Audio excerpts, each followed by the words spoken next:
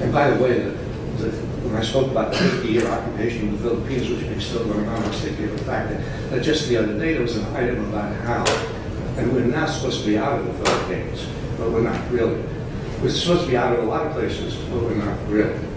And we're not, but the other day there was an item about how Filipinos, members of the Filipino army had attacked a little village in the Philippines, which they said had suspected insurgents, right?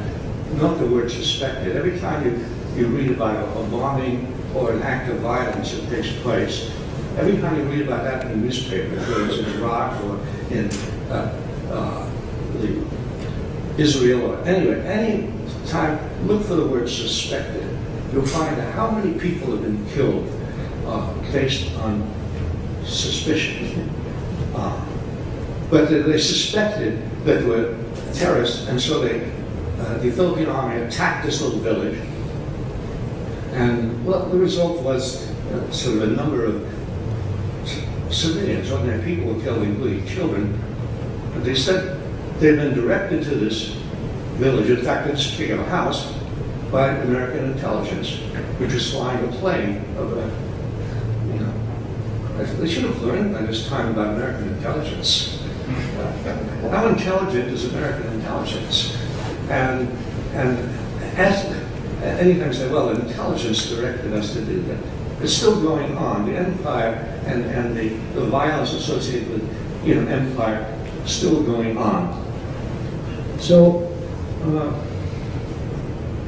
I'm asking that we get rid, expunge, rid ourselves of this mindset which accepts the idea of benign American intentions in the world, which looks at the history. And when you look at the history, you cannot find that the American empire is more benign than any of the other empires that existed in the world. And so that mindset of American exceptionalism, that we're the best and we're the first and we're the greatest and our empire is different, that needs to be examined and set aside, as well as other elements in this mindset about patriotism and the words that are part of this mindset, the words that they use, the word defense. We've sent troops halfway around the world to defend ourselves. The word defense has been so mangled by governments, and every time, if I just saw something today about how Israel, and defenders of Israel saying, well, we last 2 summers ago we attacked in Lebanon after sort of rockets came over, or somebody was kidnapped here, Gaza, and so on. And this was because we needed to defend ourselves. About 1,500 people were killed, and half of the children in the defense. And so I'm asking that we re-examine words, the word defense, the word security, national security.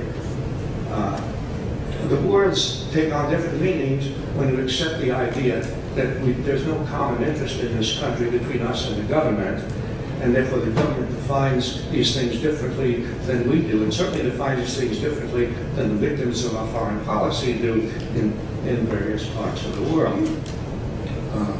And words like terrorism and re-examining the whole idea of what is terrorism.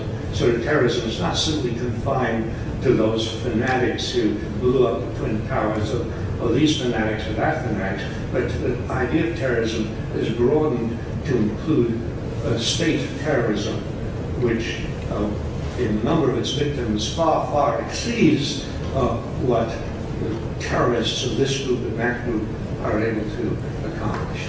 And one more thing, just one more thing in this mindset, and that is the mindset that accepts that the fact that we are powerless to do anything about it, about all of this. Powerless to change our mindset, powerless to change policy, that too history comes in handy.